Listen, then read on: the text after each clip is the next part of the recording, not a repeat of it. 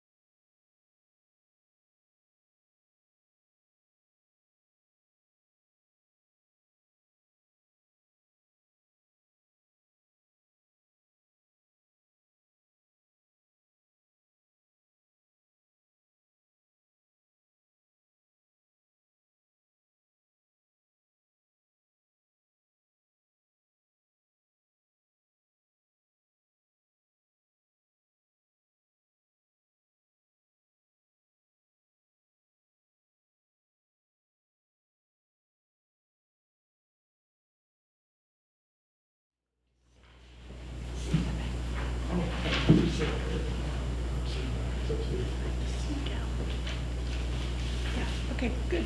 Well, that'll be 2 weeks tops, so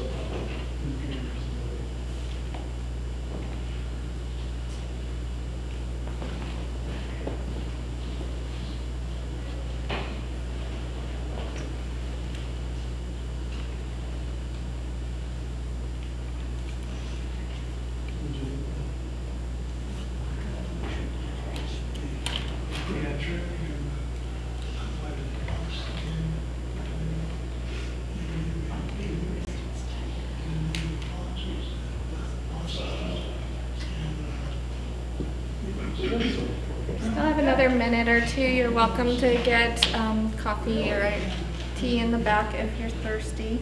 Should be up and running here in a minute.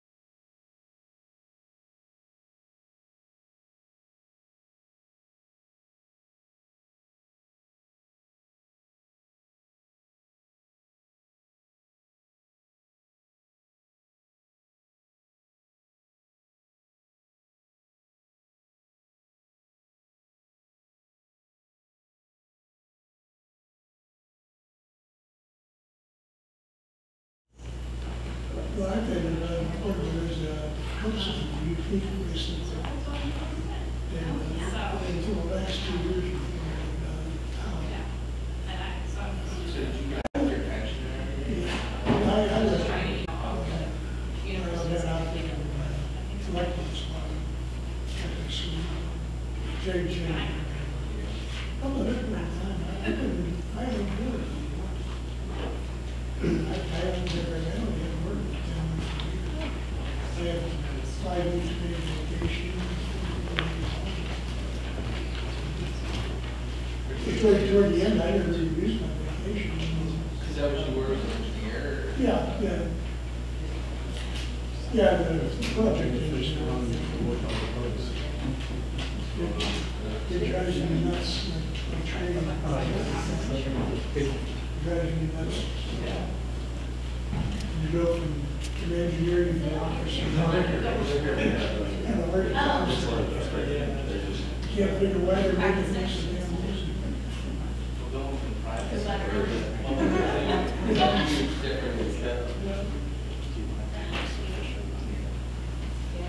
Well, you know, so you get it all figured out, all the different groups. Each one is doing their own thing. You're sitting down with a big contract in, time span,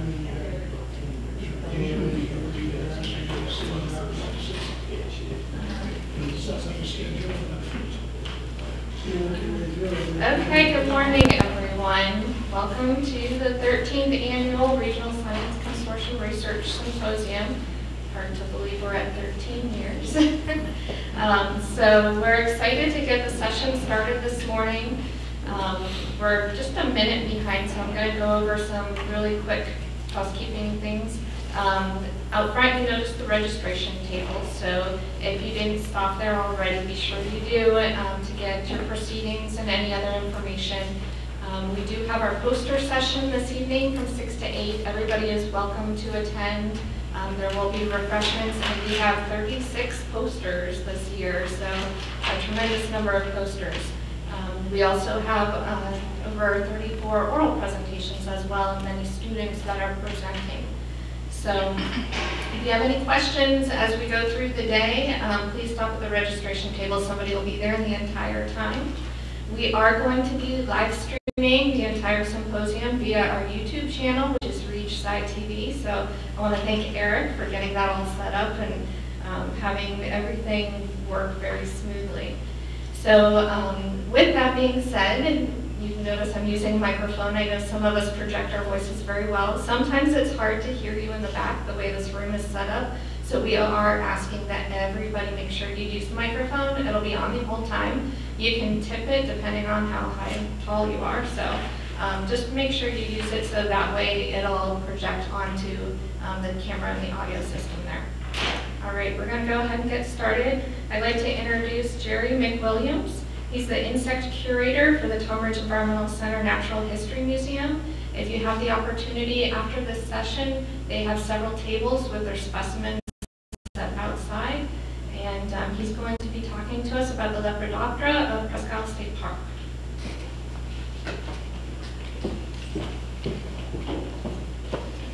Thank you, Jeanette. Welcome, everybody. There hasn't been a whole lot of work done on the Lepidoptera of Presque State Park. It really all began with John Prescott's paper that he did in 1984. These are some of the topics we're going to talk about today. Species of butterflies recorded in the park in the last decade. New species added to the list of butterflies at Presque State Park since John publication in 1984. And then moss sampling on Presque State Park, and a summary of the information that I've been able to extrapolate from all this data that's been collecting, and also acknowledgments. The Butterflies of Presque State Park, Erie County, Pennsylvania, written by John Prescott and published by the Melsheimer Entomological Series, number 34, 1984, page 19 to 23, lists 70 species of butterflies from 7 families. However, the actual list following today's nomenclature is 68 species. At the time of this writing, 80 species of butterflies had been recorded for the entire county. So a lot of the butterflies are found on Presque are actually resident butterflies from the mainland that have actually wandered out and established in the park. John lists 7 species of butterflies that once occurred at Presque State Park that he states are near extinction due to habitat destruction. It's kind of a strong statement. Those species he listed were, from left to right, Graphia marsalis, which is the zebra swallowtail. And that host plant is pawpaw. So we don't have a lot of pawpaw here. It's essentially a southern species. He also lists Spearida dahlia, which is pretty much gone in the eastern United States. The only good solid population is in Fort Indian Town, Gap, Pennsylvania. So it's been in trouble for a number of years, but it did occur at Presque at one time. Pyrrhus virginiensis, Lycidia epixanthe, which is the ball copper, Apargirius clarus, Amblycertes vialis, and Amblycertes hegon. Of those species he listed, only Apargirius clarus occurs on the park today, and often in significant numbers. And the reason for that is there's a lot of locust out there. That's the host plant of that butterfly.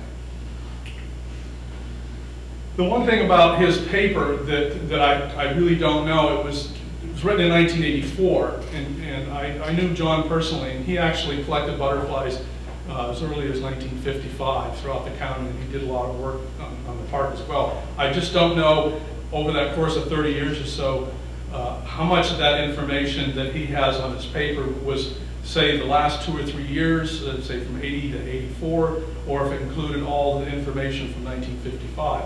There's a possibility that there were butterflies that were starting to decline during that period from 55 to 84, but in this paper, none of that's indicated. Here's a list of the butterflies that John collected from Presque pre-1984. I'm not going to go through and read every species, but he had 21 species of Hesperiidae, and those are the skippers. 5 species of Papilionidae, which are the swallowtails. 6 species of Pyrrhidae, those are the sulfurs and the whites. 12 species of Lycinids, and those are the hair streaks and the blues. And 24 species of Nymphalidae, which are known as the brushfoots, for a total of 68 species. Butterfly species recorded from Presque State Park in the last decade include 12 species of Hesperiidae, 4 species of Papilionidae, 5 species of Pyrrhidae, 7 species of Lycinids, 17 species of Nymphalids, for a total of 45 species. 13 new species were added to the park list since 1984. However, 3 of those 13 new species added to the park after 1984 have not been seen in the last decade. So there's a net loss of approximately 23 species of butterflies since 1984. What is even more surprising is that the 36 of the original species recorded by John were not recorded in the last decade. That's more than half the butterflies that occurred on the park pre-1984. We have a list of 81 species total ever recorded in Presque. That includes John's and what I've found in recent years. Just so you have an idea, there's been a total of 95 species recorded for the county. But a lot of these things are vagrants. It's a one-time show. So, new butterfly species added since John's publication in '84 include 4 species of Hesperiidae, Arinus baptisiae, which is actually a butterfly that feeds on a vetch that was planted by the highway department, and it's spread all up and down the highway. So this butterfly originally didn't occur here, but now it's quite common everywhere. Eupheus conspicua, Panaquina cola, which is a southern species. In the last few decades, this is a southern species that's actually moved northern. Hylephala, Phileas, the fiery skipper, is another southern species. Papilio crispanus is the giant swallowtail. We have hop tree that grows on Presque, and that's the host plant of the giant swallowtail here. So that's another species that's established now. 2 species appeared, Phoebus seni, Pontia protodice. The Phoebus seni is a southern species that has not established here. Pontia protodice is all but disappeared in Pennsylvania. We have 1 record of that butterfly on Presque. 3 species of Lycinids, Leptotis marina, which is a little tiny blue butterfly that's only been recorded twice in Pennsylvania, so it's a vagrant from the west. Celestrina neglecta major and Celestrina serratina, The latter two are through splits. Back when John was doing his studies, they were only known as one blue, called the spring azure. Now it's been split off into spring azure, summer azure, and Serratina, which is called as the cherry gall azure. 3 species of nymphalids, Libethiana carinata, that's the snout butterfly, another southern species. Coeonympha tulio, which is an exception. This is a northern species. It's actually increased in the northern part of the state. At one time, it was only found in Pike County. Now it's all over the northern part of the state. Lethia anthodon, that's a total of 13 species. It should be noted that 5 of these species shown here have extended their ranges northward from the south in this past decade, as I had spoken earlier. And the list is the Panaquino cola, Alephalophilus, Papilio crispinus, Phoebuseni, and Libethiana carinata. However, these butterflies are not permanent residents since they rarely can survive our winters. Very little work had been done with moths on Presque State Park prior to 2007. That's the year I began my moth sampling. My goal was to collect and document moths that were not known to occur elsewhere in Erie County, Pennsylvania. I used 2 main methods of sampling annually from 2007 through 2017, from late May to mid-September, with some spot sampling in April and October. The first method was black lighting using 15-watt ultraviolet bulbs hanging in front of a white sheet. Later, I added a 175-watt mercury vapor lamp that was placed on the opposite side of the sheet from the ultraviolet light. The second method was using bait traps, also known as agarias traps. Due to the success in capturing butterflies in that genus, agarias are actually New World tropical butterflies that are found in Brazil, Colombia, and throughout. So a lot of the tropical collectors use these traps and are very successful. And since then, they've been used for moth collecting as well. I made a mixture of rotten bananas, 100% pure apple juice, stale beer, brown sugar, and molasses, and placed it in a dish on the center of the platform attached to the bottom of the trap. The latter method was necessary in capturing feeding moths and ones not typically attracted to lights. I also implemented some net sweeping during daytime collecting. When I blacklighted, I hung a sheet in the middle of one of the trails from dusk to about midnight at various times of the season, especially on calm, warm nights and with a new moon. I hung bait traps about 3 to 4 meters above the ground along or near a trail and were in operation daily through the season. They were checked and rebaited in the early morning. You can see I have 2 samples of bait traps. The one in the center has a flat bottom, and the one on the right has a cone bottom. And these are both made by Equip in California, and I've tested both of them, and I really can't see any difference whether one works better than the other.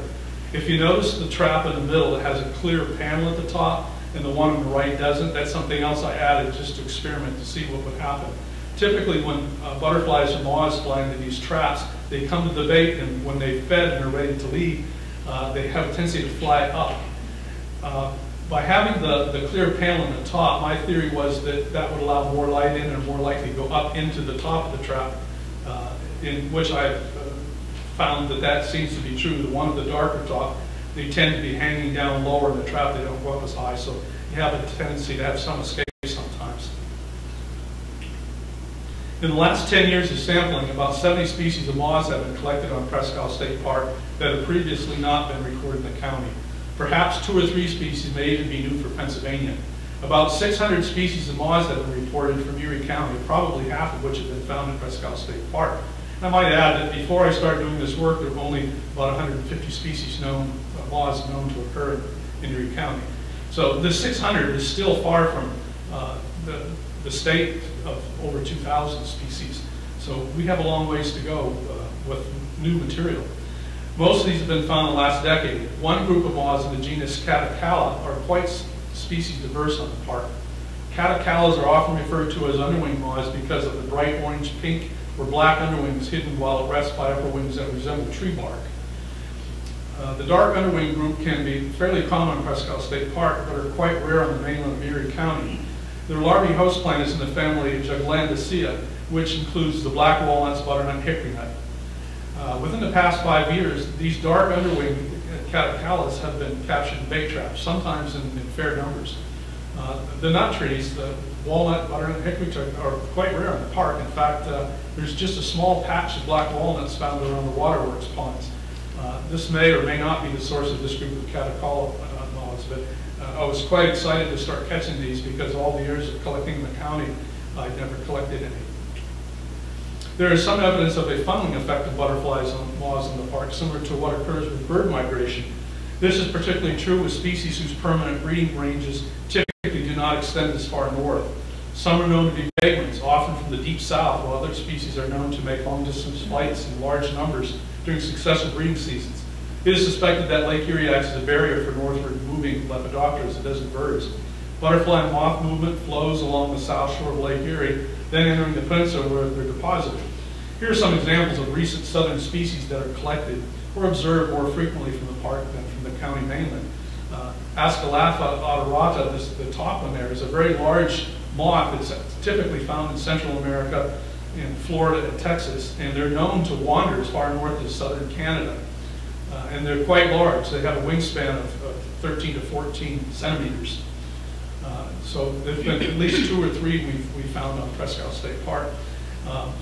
Eutethisa ornatrix, the little pink one, is a very rare butterfly, and that's been collected here. The Diaphania islanata, another southern species wandering north. Butterflies, Phoebus steni, Eurema lisa, Junia, Kenia, and Panaquina cola. All these butterflies have been recorded in the county, but they're most frequently found on the park. So, you know, it's the reason I believe that these butterflies are actually concentrating along the lake, don't want to cross, and they end up, you know, being deposited at the park. The decline of butterflies in the park may be due to loss of native habitat from invasive plant species such as Japanese honeysuckle, mugwort, phragmites, etc., or even just plant succession. However, there has been a decline in butterflies across northwestern Pennsylvania since the early 1980s, even where suitable habitat remains. The source of many previously established populations of butterflies in the park have probably been from mainland strays. Therefore, the reduction of butterfly population in the mainland is not likely that those numbers recorded by John Prescott from Presque State Park would be seen again. Even though 45 species of butterflies have been recorded during the period between 2007 and 2017, sample surveying on Presque State Park in the past 2 seasons has yielded only about 32 species of butterflies. And quite frankly, this last summer, I only had about half of that. That's nearly a 60% loss in species since the pre-1984 surveys. If this trend continues, there will be few, if any, established butterfly colonies left, at which time butterflies in the park would likely be only strays or vagrants from the south. It should also be noted that many species of butterflies and moths are cyclic with fluctuating populations, when there may be very few, if any, individuals found during several consecutive years. That is why long-term sampling is necessary. We see that the painted lady butterfly, for instance, this year, you've probably seen a gazillion of them flying around. We may not see that again for another 10, 15, 20 years. That's an example of a cyclic butterfly. So, since we have little data about the moths of Presque State Park pre-2007, we have no knowledge of whether there has been any change in species diversity in the park. It doesn't help any having them being mainly nocturnal either. We don't know what's going on. It's like the bats. You know, most people don't look at these things, and we really don't know, you know, what kind of a loss we may be having. So at this time, I'd like to thank DCNR and the Pennsylvania Department of Agriculture for granting me permits to collect specimens from the park, and to Pennsylvania Sea Grant for financial support for mileage and collecting materials. A special thanks goes to the late John Prescott for his work on the butterflies at Presque State Park. His 1984 paper gives us a solid base of past butterfly diversity to compare with butterfly diversity in the last 33 years, demonstrating a progressive decline. So I'd like to thank you.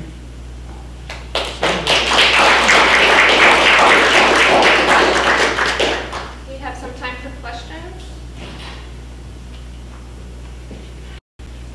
Yes? Jerry, do you think there are any kinds of logs that aren't susceptible to the methods we've been using? That aren't acceptable to what? I just wonder if there's anything that we may be missing because they're not susceptible to the methods that we're using. I'm not sure. I'm sure there's certain species that won't come to bait traps, there's certain species that won't come to light.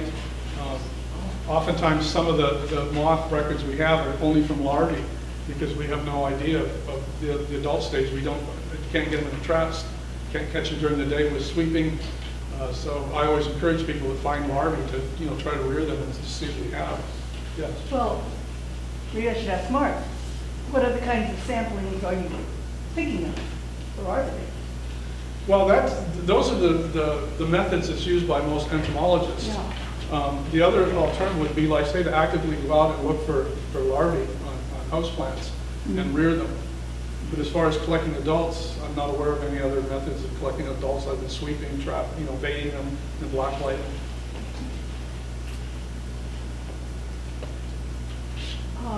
Hot tree, I think, is not found anywhere in the state except on the coast. Yeah, that's right. The only place in the state it's found is here. Now, you're probably wondering, well, why are giant swallowtails found in the southern states? In the south, they feed on citrus. And then in southern Pennsylvania, State College has a nice population of giant swallowtails. They feed on prickly ash. But the far northern populations are exclusively hop tree. We don't have any prickly ash here anyway, so. Okay, thank you very much.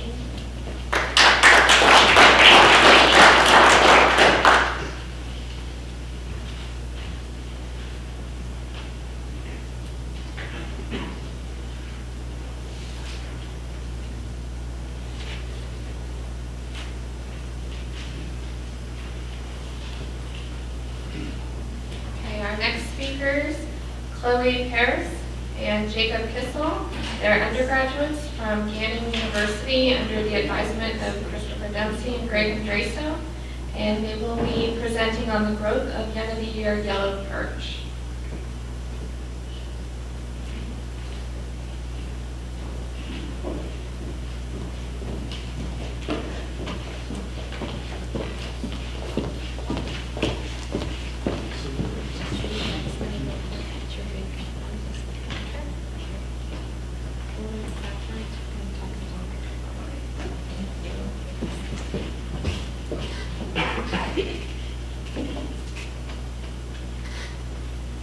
So good morning. Today we're going to be talking about the growth of end-of-year yellow perch and white perch in Presque Bay. We are again from Gannon University, and my name is Chloe Paris. And my name is Jacob Kissel. So our research began with a long-term mid-monthly sampling program to monitor the waters of Presque Bay. This is shown at the site above. Through this sampling, we tested for multiple things, including water quality, zooplankton, and a fish trawl. We used this fish trawl to assess the different species that we found in the bay. Here we have a summary of our collection data from 2017, which is very consistent with what we have seen in the past. In the chart, we see the relative abundance of all the fish species that we caught throughout the sample days. We caught a total of 4,195 fish, which included 17 different species. Most notably, we see that yellow perch and white perch are the most abundant, making up about 88% of the catch. So the yellow perch is a member of the family Percidae. They're really important around here, especially commercially and recreationally. As you can see here, this is the range map of where they're found. They had a total allowable catch in 2016 of 9.21 million pounds, and that was just from Lake Erie alone. These fish are easily identified by their yellow sides, as well as their yellow fin tips and the dark green bars that go down their sides. They have a really unique spawning method. They drape ribbon-like strands of eggs over aquatic vegetation, which keeps the eggs aerated through the time that they are there. So it is interesting to note that white perch, despite their name, are actually a member of the temperate bass family, Moronidae, and they are closely related to white bass. They can be identified from their silver and whitish color, and they can be distinguished from white bass as they lack a superior jaw. The superior jaw is basically when the lower jaw comes out further than the upper jaw, and this is absent in white perch. According to the United States Geological Survey's Non-Indigenous Aquatic Species Program, they have been termed a native transplant. They are currently established in all 5 of the Great Lakes, as well as their surrounding states. You can see this in the range image at the bottom. They were first reported in Lake Erie in 1953, and their method of reproduction is termed broadcast spawning. We have taken an interest in them because they may pose a potential threat to yellow perch, due to their consuming their eggs as well as potential competition for food. So here the top map shows their native range in orange along the Atlantic coastal region and how far they have moved from that range in the red.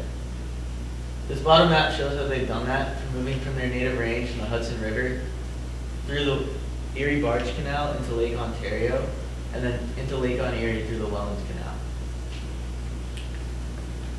Our main goal was to determine age structure in young of year fish. We set up this age structure by using a size frequency distribution for both yellow and white perch. From there, we wanted to estimate the growth rates of the fish. We used these frequency distributions as well as a linear regression analyses. So to meet these objectives, we conducted several fish trawls near our mid-monthly sampling site, which is shown right here. All sampling methods were conducted aboard Gannon University's research vessel, the Environaut. We chose this location because it's a pretty good representation of the entire bay. This location was around 22 feet deep and it had a soft bottom. To conduct this fish trawl, we used a 4.9 meter semi-balloon bottom trawl, and it was lined with a 6.4 millimeter knotless net. So with the diagram on the bottom left here, we can see how the trawl works with a tow line connecting the trawl to the boat, two large wooden doors that hold the sides open and floats on top that holds the top open.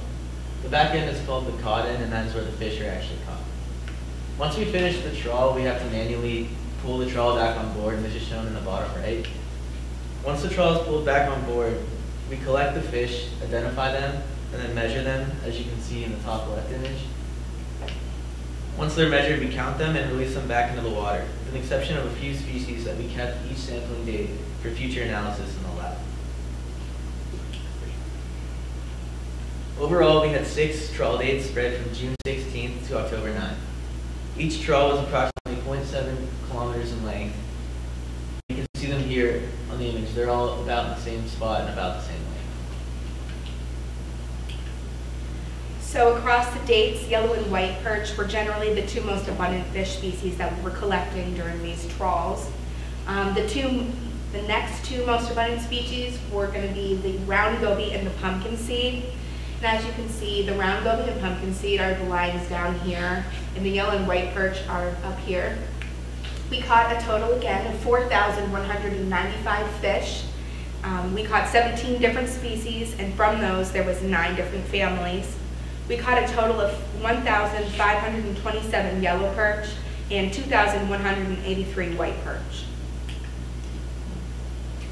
So here's a series of size frequency distribution histograms from the 5 mid-monthly dates. Fish length is going to be shown down here on the x-axis, and on the y it's going to be the number of individuals or the count. On all the figures you're about to see, yellow perch is going to be shown in the color blue, and white perch is going to be shown in the color red. On our first collection date of June 16th, we caught an abundant amount of yellow perch and only a few white perch. And if you notice, all of the perch that we have collected were no smaller than 90 millimeters.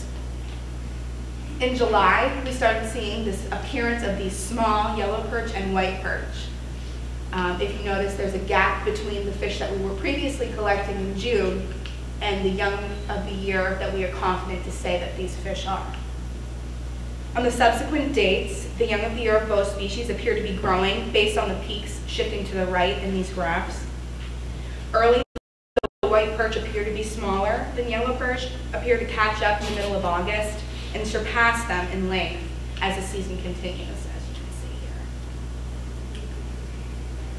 Here we have a plot of the average length of the young of year for both species on the days that they were present. The error bars included are 1 standard deviation from the mean, and we have also included the numbers of young of year above each bar. As you can see, there's an increase in length of both species across the sample period. Again, we see that the white perch begins smaller early in the season. They catch up around mid-August and then surpass them as the season continues into the fall. To get a better estimate of the growth rate for young of year of both species, we conducted a linear regression analysis. Each fish is a data point on this chart. The x-axis shows the day and the y-axis shows the length. We also included line formulas for each species above. we see that there's a positive slope indicating that they are growing over time.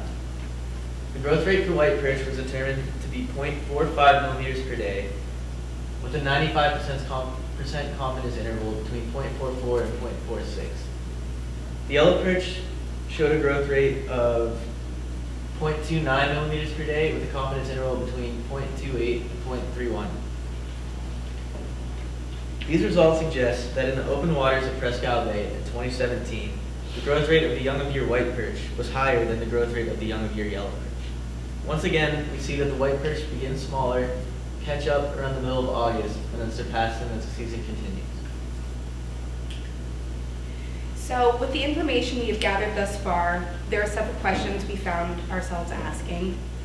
Some of these questions include, are the numbers of the fish we were collecting, as well as the relative abundance of the fish, are they the same as we have been seeing this year compared to future years?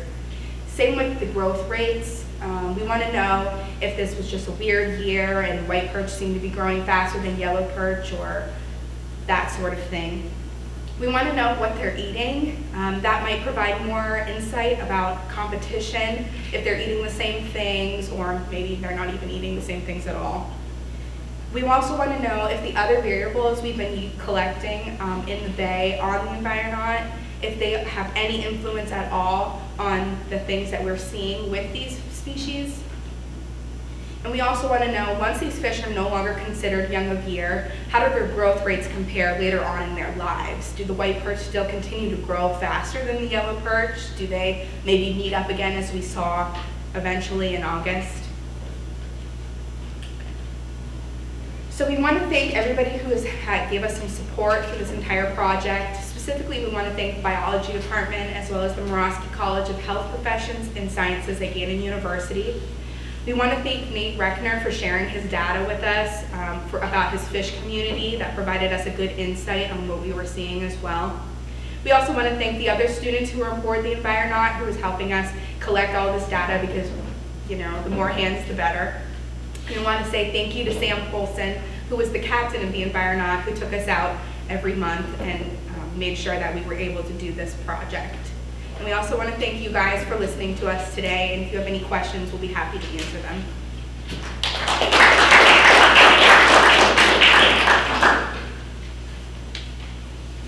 We have time for questions. I noticed the original range of the white perch seems to be following the Atlantic coast, the seaboard. I see the range extends right to the edge of the ocean. Were they found in brackish water or just fresh water, or were they in streams or just lakes? I'm not sure actually. It seems that they have been found coming in through streams and lakes, so it's possible that they were found in other water other than fresh water, but I'm not actually sure. Do you ever catch any mud puppies in your trawl? No, these are the fish that we did. Where is it? So these are the species we collected. It's kind of small to see, sorry. We only caught like 17 different fish, and some of the fish that we did collect, we only caught 1 or 2 throughout the, the trawl dates. So again, it was mostly yellow perch and white perch, and towards the end of the seasons, we were catching quite a few round gobies. That's a bottom trawl thing. Yeah. Were you using a small mesh net? Do you have any idea of the diameter of the? Yeah, it was 6.4 millimeter knotless netting, so pretty small. Because all the fish were, 80 millimeters around there.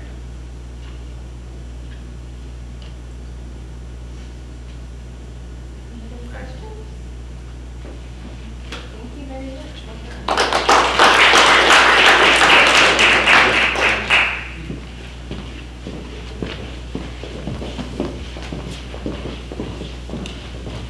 We are going to take about a 5-minute break. There's coffee in the back if you'd like some. I also want to note to those that are tuning in through our live stream, the next presentation will not be live streamed, so we will be back online at 11 o'clock.